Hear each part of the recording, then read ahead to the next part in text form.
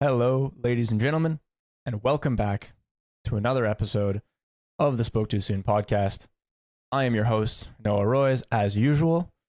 Joining me again today, co-host, best friend, Sam Latond. Say what's up. What's up?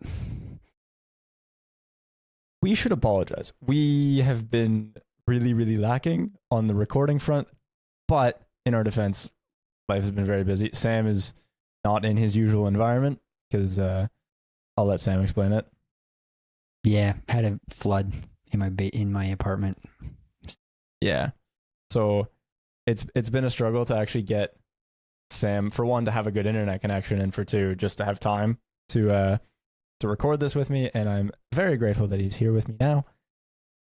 Funny enough, we're recording this on Friday. I had posted a thing on Instagram that we were going to be recording this on Tuesday, but he was in a spot that had really shitty internet. So now we're here. Yep. Yeah. So on the agenda for today, we're going to do a little news, housekeeping things, whatever. And then we're going to be talking about Sam's new bike that he's been riding for this season and get kind of see if we can get a review out of this guy. See if I can get a straight answer.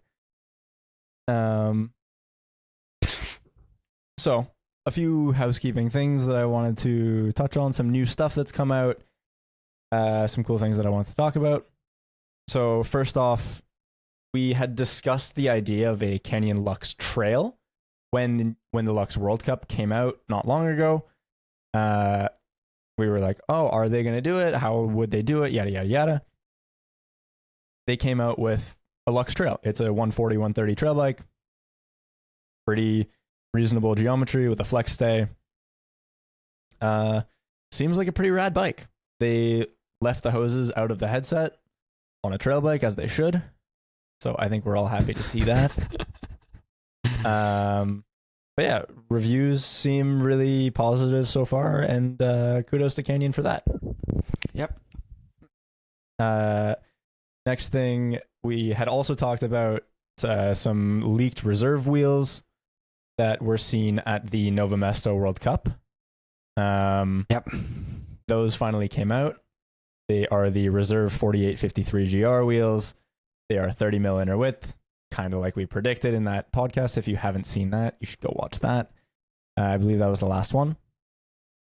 Yeah, I think so. And they are the widest gravel wheel on the market at 47 external, I believe. Hey, it's Editing Noah here. Just wanted to make a quick note about the dimensions of these wheels. They are 44 millimeters external, which is still the widest gravel wheel on the market compared to the NVG SCS 6.7s that come in at 42.6 millimeters wide, just not the 47 millimeters that I just mentioned. So just clearing that up. Thanks. Back to the episode. So, yeah. Pretty cool. Yeah. Not too much to say on those. I've not ridden them. I just got my first hands-on experience with them today. Actually, I was building up a new Aspero 5 that comes spec'd with those wheels. Really cool thing that they did actually is the bead of the bead of the rim itself, like from the inner to the outer of the rim, is really thick and flat. And I think we had discussed this in that podcast where we were talking about wide wheels, was people are complaining about pinching their tire on the sidewall of the rim when they're running a narrow tire. So Reserve said, we're going to make this really flat surface, so it's basically impossible for you to pinch your tire between a rock and the rim, which is pretty cool. And last thing that I wanted to talk about is Josh Bryceland put out a new video part. It's called Unity. It's a pretty cool watch. I recommend giving it a watch if you haven't. It's really well done. I really enjoyed it. I watched it this morning. Oh, then I'll take a watch then later. Was there anything on your radar, Sam, that you wanted to talk about that came out recently, or just you thought was cool that's happened? Honestly, so far, like, this is old news though. Like, apart from the Avanox showcasing like a drive a gearbox setup. That's at the right, Bike, I yeah. think. That's the big one for me so far. It's just I've like lately with everything, I've kind of haven't done my job and kept up on things. I can't blame you. And if not, the other thing that we saw today is that new Cali helmet with the titanium chin bar. It's a pretty funny looking helmet. Like it looks like it's just a 3/4 shell helmet that they stuck some tie rails into and called it a full face. Yeah, it's funky looking. I do like it from the perspective of like an enduro full face, like super breathable, and I mean titanium is really strong. I don't think it's DH certified. I'd have to recheck. Yeah. Okay. So I suppose that's some quick housekeeping and little news updates. Let's get into the meat and potatoes of today's podcast. What you're all here for. I'm going to be asking Sam a bunch of questions about his new forbidden Dreadnought that he built up this season. It was a full custom build. It has had some changes, so we are going to talk about that. But we're going to start first. Sam, tell us how you initially built the bike. So initially, I started off with a Dreadnought frame. I took I don't remember the color, but it's the all black kind of clear coated carbon color. I'll put some pictures. I put a Öhlins coil shock in the rear, Öhlins air fork in the 38mm in the front. Put the TRP transmission, 12-speed transmission on there. And then I have, as brakes, I put, as per usual, my haze setup. And then did some little keeping or recycling parts. So Chris King Hub's headset bottom bracket. And same thing with my 5-dev crank. So that all swapped over. And then the big thing I'm trying this year is the new DT FR 571 alloy rims. Okay. So before we get on to what changed, I'm going to ask you, how was the bike to build up? Was there any quirks? Was there any weird little things that you experienced when you were going to build the bike?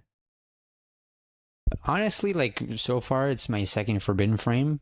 Like it's not, it's pretty straightforward to build up. The only complaint I would have to say is when you get into the rear triangle and you're pushing hoses in, there's some of the exits or the entries that are like a little too like sharp, so the hose has a hard time passing through. If not, once you've passed through it, it's super easy to pass everything through, so it's not really hard. And then like dropper posts, you have access to the down tube, so you just open the little latch at the bottom. It's super easy to fish in or fish out, so no complaints there. Everything was pretty straightforward. Yeah, that's right. I guess Forbidden has like a quasi in-frame storage, but on the underside of the bike. So I guess that makes life easy for running the dropper. Yep. So you have made some changes to it since you built it up. Yes. What are those changes? I changed the transmission on it. So the TRP transmission actually works fine, like from what I've tested. Like the derailleur is super quiet. You don't hear any chain slap, whatever. The issue I had was with the chain line. So Forbidden, it comes with the frame comes with two different inserts for the idler to have a different chain line. The recommended chain line is a 55mm chain line, and I feel like the TRP transmission didn't like the recommended chain line, so I couldn't get the proper use of my 4 top gears. It wouldn't like it, and as soon as I put like a teensy amount of torque, the chain would just drop down to the last gear. And when I swapped it over to the second chain line insert, which was a 52 to 55, so it's like an in-between, all my top gears would work, but the bottom ones wouldn't at all. So kind of got tired of it, and I ordered the recently released XTR Di2 derailleur and shifter setup, and so far it's working pretty mint, honestly. Like the nice It's a really nice derailleur. So I'll just give a little bit of context for those at home who may not be super familiar with chainline. 55 mil chainline is the standard chainline for like SRAM transmission stuff, which is realistically the industry standard at this point. Almost every brand is speccing bikes with transmission. So Forbidden designed one of their idler positions around that 55 mil transmission chainline. Realistically, it's not like you needed those top 4 gears anyway, Mr. Big Watts over here. So, how are you finding the XTR Di2? Honestly, so far, like the shifts are it's pretty smooth. Like, and I like the feeling of the remote, like the mechanical feel of the remote compared to the pod shifter from SRAM. I prefer it much better. And plus, like the adjustment on that lever is like insane. So like you can get like the perfect setup, almost like spot on. And like so far I've bashed it once or twice, not like on purpose, like probably like by accident, and like no bent derailleur hanger. Like it's barely even scratched, but like it comes back, everything works super crisp. I like it. Do you ever find you're misclicking on that shifter? Not like pressing the wrong button, but like if you ever have your thumb hovering over it and you hit a bump and your thumb presses it by accident. I had that a lot when I was test riding the Revolver, which I still have need to put together that review for, but I have a particularly long thumb, and I like to ride my hands like at the right end of my grips, so I don't have that issue personally. So it hasn't happened to me. Okay, yeah, because that's probably my biggest complaint with. Granted, it was XT Di2, not XTR Di2, but the shifter is effectively the same. But yeah, and yeah, like that was my main complaint. Though, like mostly on like actual cross country style terrain where you are hovering your thumb over the shifter for making quick shifts. If I'd hit a bump, my thumb would move with the bump, and it would accidentally press the shifter, and I'd change gears when I didn't want to. Oh, okay, yeah. So I was curious to see if you had that same experience. Before we get on to the ride impressions of the bike, tell us a little bit more about how you feel about the components that you put on it. You've been riding Olin suspension for a really long time. I think this is your first time riding the coil. I want to hear a little bit about that. How are you finding the DT FR571s coming off of 3.0 motos? I want to tell me about how you feel about the spec choices otherwise on your bike. So far, like coil wise, I've actually had the Olin's coil on my first Deviate. Actually, the only difference is now this time it's trunnion mount. I mean it feels. I feel like at home. I don't feel like there's been much of a difference with the shock. The one thing I feel has changed though is the fork, because now they're on their M3 version. I feel like the fork is slightly more plush compared to the previous gen, because I've had it on the 38 on my Claymore. So okay. Now trying the 2, I feel like the fork's slightly more plush. And coming from those 3.0 motos, the FR571s feel slightly stiffer, because those 3.0 motos were made to be a pretty compliant carbon rim.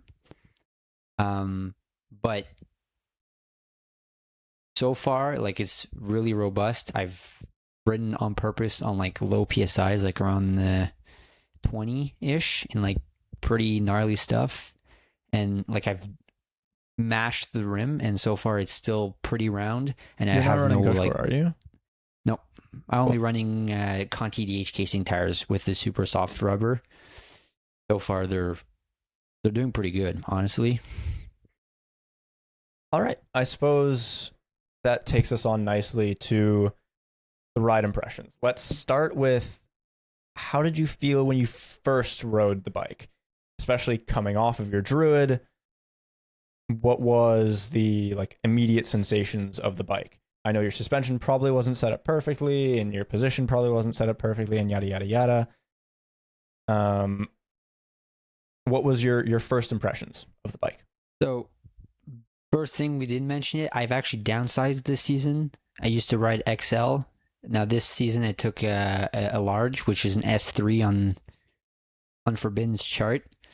I felt much more comfortable, honestly, reach wise. And the big thing I felt, since it's a bigger bike, is just more.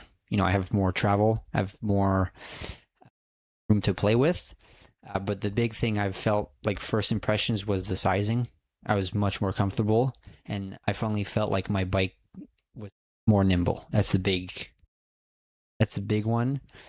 And I mean, the thing's a tank, so like even with improper setup, like the thing took everything I took at it.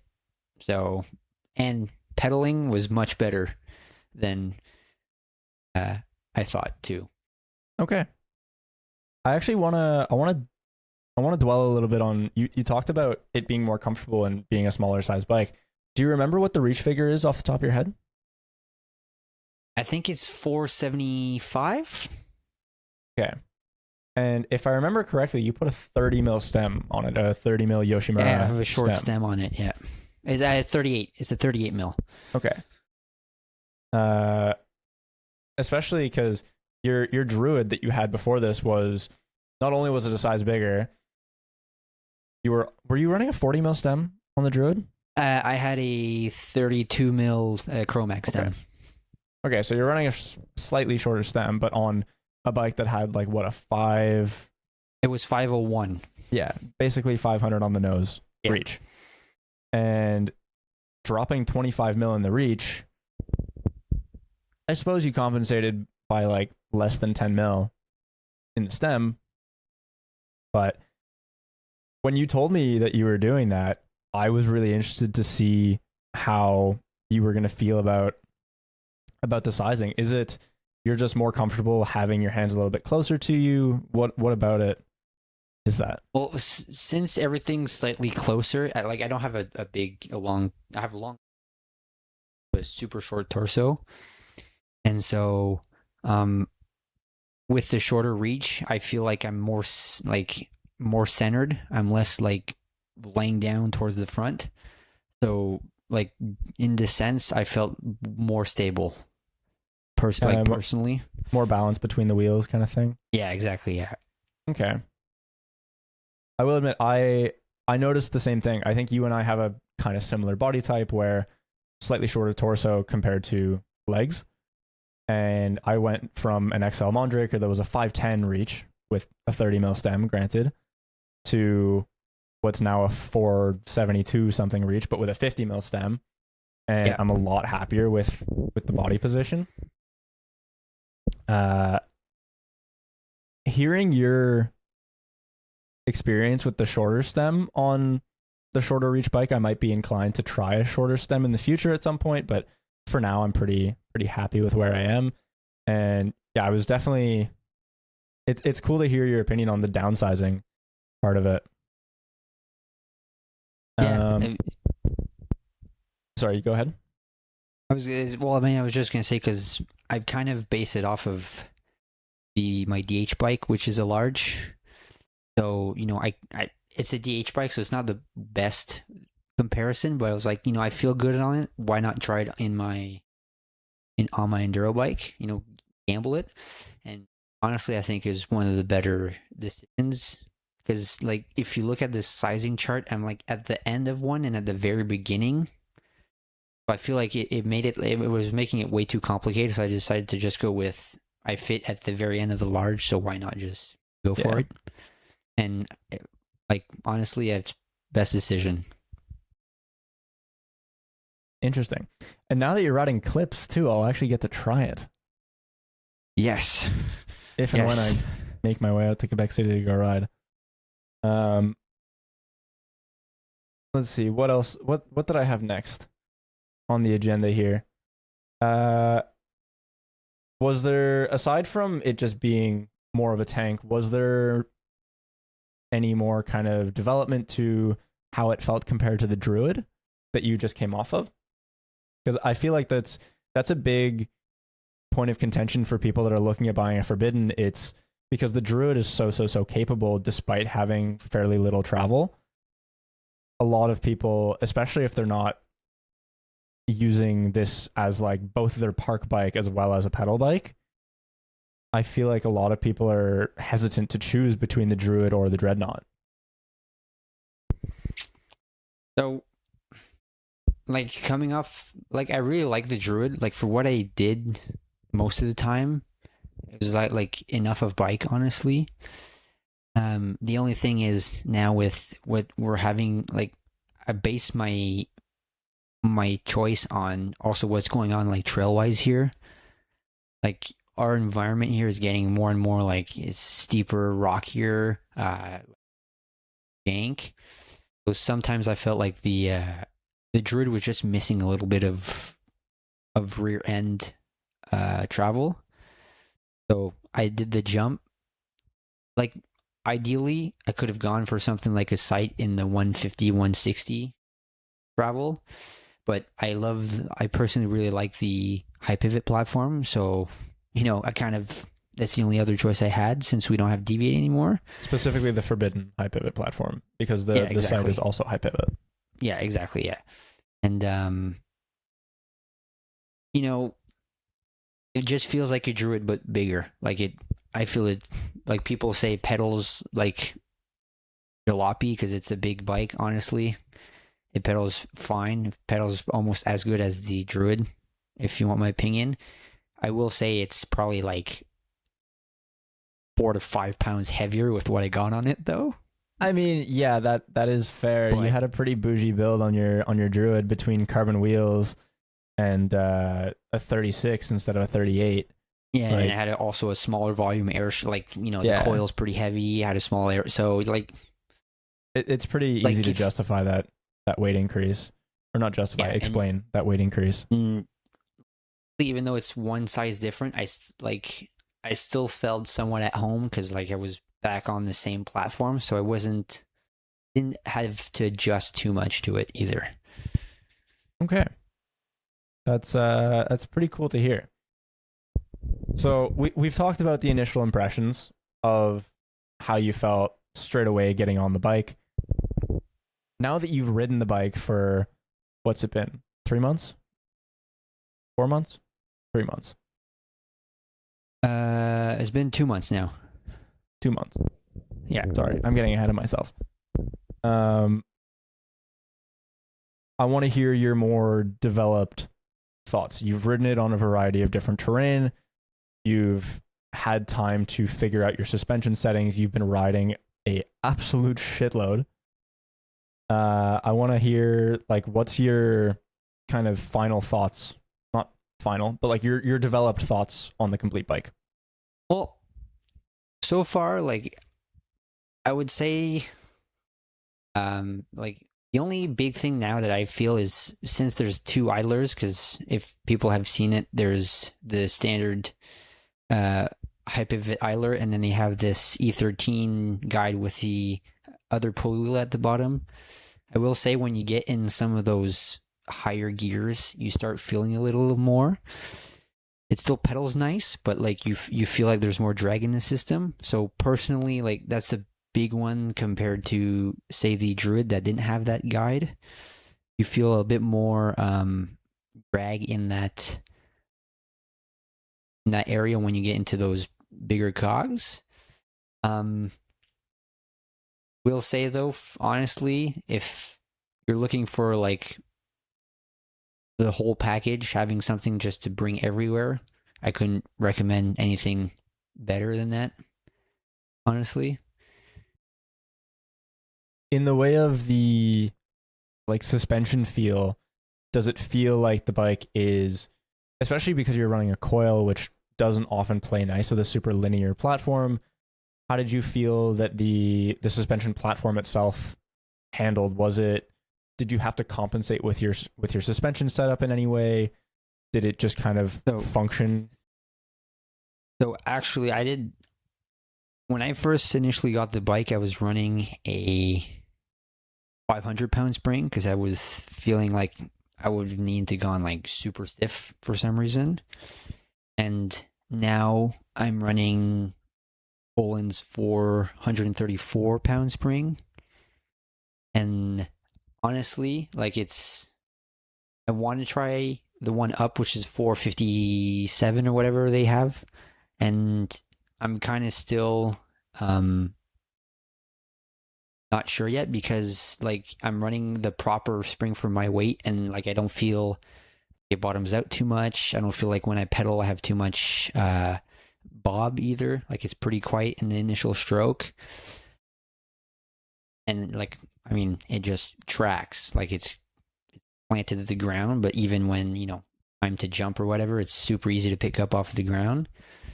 Now the one thing I would like to try, because I still have the Vivid that came stock with it, the next test I might want to do soon is try the air shock instead. I know it's a big volume air shock. It's supposed to have a slightly more linear feel, but I just want to see in the long run, what the difference is, feel what the different kind of shock feels like. So that's the big one. I wanted to try before we had the podcast, but I just never had the time to go back to my apartment since of renovations. So that makes sense. Yeah. So can we get like a little pros and cons list of the bike? This can include components as well. Like, Olin's is expensive. We can list that as a con for sure. Yeah, but like, can we get a general pros and cons list of the bike? So the big con I would say is I wish when I bought the frame initially, there would have been maybe like somewhat of a chart to help you with the chain line choices with transmissions. Like I felt like my first month I was just tinkering with that more than anything, which was kind of annoying. I mean, the other con would be there's like, the drag from it with their guide and everything. But apart from that, like honestly, it's it's a big enduro bike. It's not going to be like for climbing. I can't really put a con, but it's not going to be like a cross country bike or a trail bike. So, but for what it is, I would say like pros. It's a big bike. You can take it anywhere, bike park, enduro. Or even your small local trails, even if they're not like super big. It's just a do-it-all bike, which is fun. I love the planted feeling of it too. Like it feels grounded, it's stable, predictable, which is what I like. Now, I will say the con is all the parts I've put on it are slightly too expensive. I could have easily gone with RockShox Ultimate or Select Plus. I didn't need all the parts I have on it. No, we know you're a bougie bitch, Sam. It's fine. But I will say, big pro is invest in a good set of tires and a good set of brakes. Yeah, I mean you've been on your His Dominions for God knows how long at this point, and no, if and when my Code RSCs die, I'm probably gonna hop on that train. Oh, you'll like them. I'm telling you, I'm sure I will. They're not. I'm not saying that they're the best brake ever because everybody has opinions, but to me, primo. I've been playing with a lot of Mavens at work, and it's enticing, those Mavens. Oh, those things are so powerful. It's crazy. They're pretty nuts. The bleed process sucks when you first do them. Yeah, but the initial setup process is like an hour. Really good. It's like an hour of work for a seasoned mechanic to set up these brakes, front and rear, granted. But like, I mean, once you put in that hour of work, it's like between doing the full bleed and the piston massage and making sure that you don't pop out a piston and have to do the bleed process all again and then finish the piston massage. Don't ask me how many times I've popped out a piston in a Maven. I don't want to talk about it. Yeah. I want to hear a little bit more about your thoughts on the wheels. Again, going from a super compliant Zip 3.0 Moto carbon rim to like the burliest alloy DH wheel that you can possibly build from DT. I mean, I played with my when I got my wheels built, I got a little bit of help from the guys at my shop, but I got them to tension my rear wheel to a the I would say stiffest kind of setup that DT recommends, and then in the front, I actually made them slightly down tension the front rim, so it feels like I'm pretty comfortable. I don't have too much of a stiff rim, so it's slightly more compliant. I will have to say for an alloy rim so far, I've been surprised by how many hits it's taken. It's pretty solid. And I mean the silver color way I chose. The silver, insane. The silver wheels are too crazy. But I do feel like, you know, compared to the Zips, there's less compliance in it. Like it's a pretty stiff alloy rim. So I would say like comfort wise or whatever, like the Zips were like pretty insane for what they are. But, you know, if you're somebody who is looking for something that's pretty reliable, and, you know, even after a couple hits, you just put a bit of retensioning and it's almost back to new. So, like, it's pretty, you know, it's $240 for one rim, but it's a pretty good, I would say it's a pretty good rim investment. If you want something burly that'll last you, pretty surprised so far. Did you happen to weigh the wheels when you put them together? I don't imagine you did. I have not, but Okay. with the hubs I have on it, because the Chris King's hubs are not on the light side, they're probably pretty heavy. Yeah, fair. Okay. Let's... Oh, I want to add this before I forget. If ever you guys get into Forbidden, you can run them mullet or 29er. They usually come with the zero offset 29 and the zero offset 27.5 dropouts. It's interchangeable dropouts, and then they make a set that are either slightly longer. So if you want a slightly longer wheelbase, you can also get different dropouts. If you want your 27.5 to have a slightly longer feel because you've removed the 29, you can order dropouts through Forbidden to have that. But it comes stock with both zero offset 29 and 27, if ever. That's right. Forbidden is indulging the long chainstay enjoyers. Yes. How could we possibly forget? I'm running mine 29 because I don't really like mullet too much yet. I mean, you're a big guy. You're tall. You got a lot of leg to work with. But the option is there, if ever. Who do you think this bike is for? Like, what kind of rider? I'm going to say it's your park free ride guy or, like, you know, big burly enduro guy. I mean, that's a pretty short and concise answer, but I guess it makes sense. I mean, like, you know, if you want it to be, like, some people are using it, slamming a DH fork on it, that's their park bike. I mean, it also, like, I'm not seeing anybody at MSM necessarily riding that. Like, it's a massive bike for what's probably at MSM. It's a really long pedal for Mulsanne Marie. Like, it's like a good, at a leisurely pace, at least. It's a good, like, 45-50 minutes of just straight pedaling. And, you know, like, iPivot are not known for having short chainstays and wheelbases. So, you know, if you're doing I don't think smaller that's stuff, necessarily true.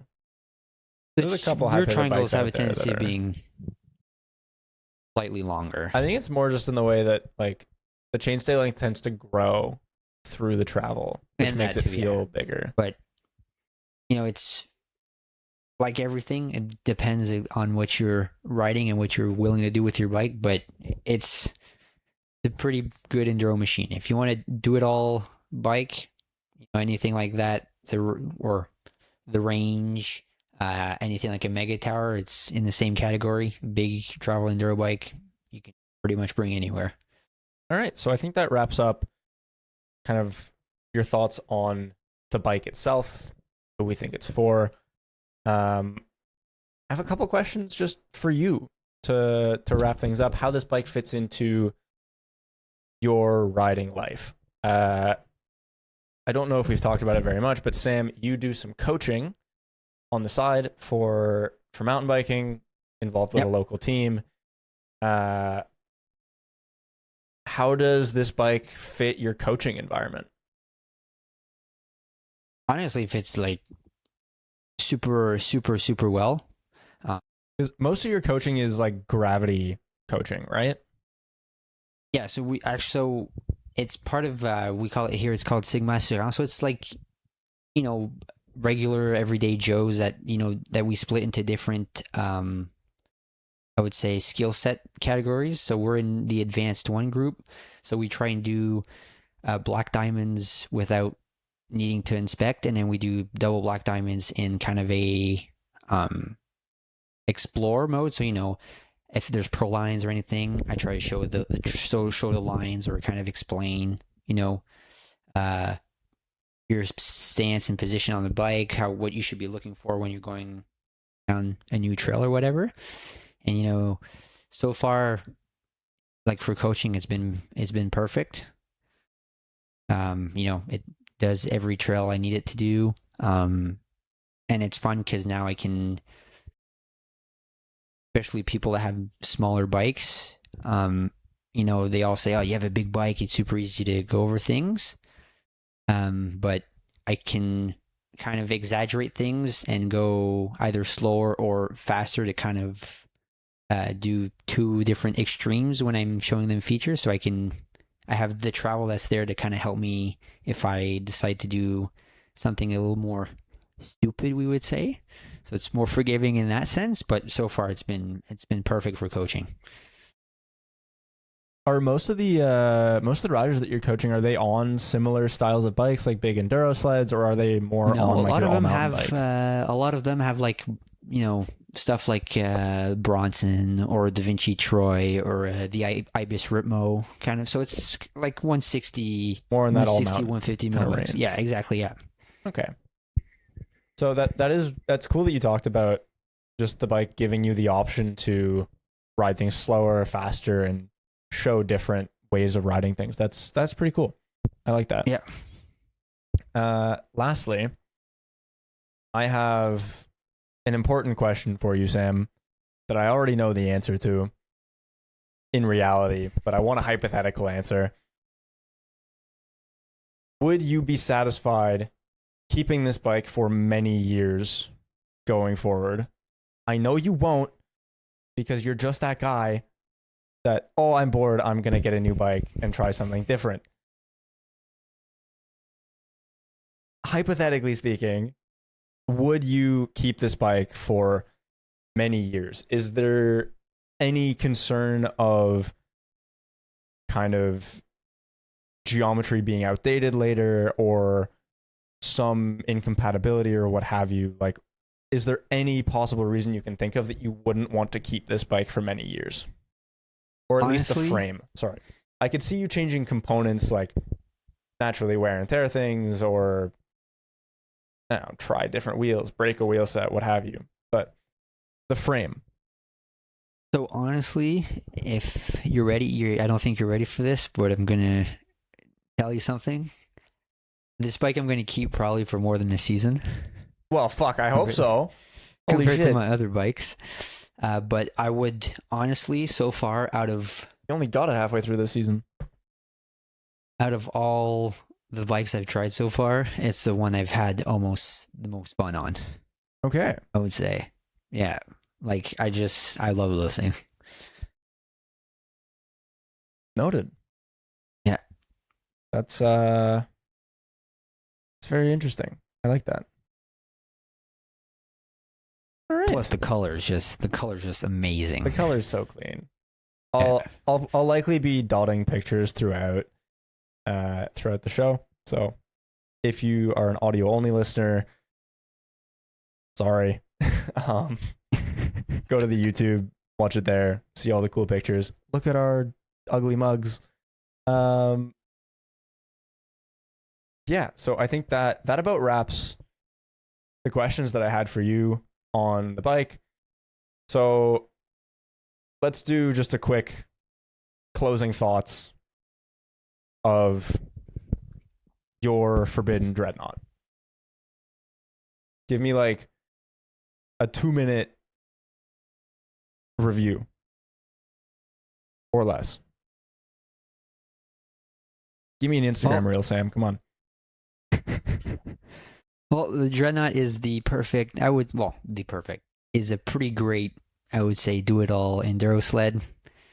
Grippy, it's stable, it's predictable, and it rips. If you're looking for most pedal efficient bike, there's many other options out there. I don't mind it because I don't care. Yeah, I'm running a 34 mil chainring, and so yeah, whatever. 34 tooth chainring still doesn't use the top 4 gears. Tooth. Yeah, and then I mean, I would say if you want a best experience, run it coil because it feels pretty damn good. Okay. We'll have to get an update from you at some point later down the line when you do try the air shock in it. Yeah, I'll definitely keep you posted on that because I actually want to really try it. All right. So I think that that wraps things up there nicely. Some little updates for the future. I recently went bike packing for the first time, and despite the fact that it was probably the hardest thing that I've ever done, I really enjoyed it. I've picked up I've ordered I'm going to call it bike packing / fuck around rig. It is a fully rigid steel flat bar bike. It is kind of like 90s mountain bike geometry, but has modern standards being boost wheel spacing and UDH, as well as all the mounts for all the bags and gubbins that I'd want to attach to it. So there's definitely going to be a little bit more content coming on. Like I've only ridden a full suspension mountain bike for the last easily the last very decade. long time. No, I think I only started riding bikes like a decade ago. Or no, it was a bit long. Anyhow, I've been riding full suspension bikes for a very long time. I've not ridden like a hardtail or anything like that even. So there's going to be a little bit of perspective on what riding a rigid mountain bike is like. And I'll probably end up taking it to Mont Saint Marie, not riding the super gnarly trails, but riding like the cross country stuff and see how I get on there. So yeah, expect some bike packing / rigid mountain bike kind of shenanigans in the future, as well as I am going to be in Florida for some internship kind of thing for the fall. Going to be doing a whole lot of road riding. Not going to be able to bring the mountain bike with me. Granted, Florida's pretty pan flat. I don't know what kind of mountains they have there. So I'm going to try and get some kind of road bike content going as well. Sam's going to keep working on the mountain bike stuff as we go into the fall, because that's just what Sam does. And I want to thank you all again so much for sticking with us here. It's been a really busy and hectic time as of late. Yeah, thank you all for sticking with us. Super appreciate it. I think that's a good spot to end today's episode. As usual, I have been your host, Noah Royce. And as always, Sam, it's been an absolute pleasure having you. Well, thanks for having me yet again. Yeah. Thanks so much for watching. If you enjoyed today's episode, leave us a like, comment. If you didn't like today's episode, tell us why. We want to improve. What have you? Maybe you just hate our face. Tell us why in comment section down below. If you want to see more from us, hit the subscribe button or follow us on Spotify. And yeah, we will see you guys hopefully on a weekly basis going forward. Yes, we were trying very hard to make this a very strict and follow-up schedule. I'm trying so hard, man. I'm trying so hard. Okay. Ciao, everyone. Peace. See you guys.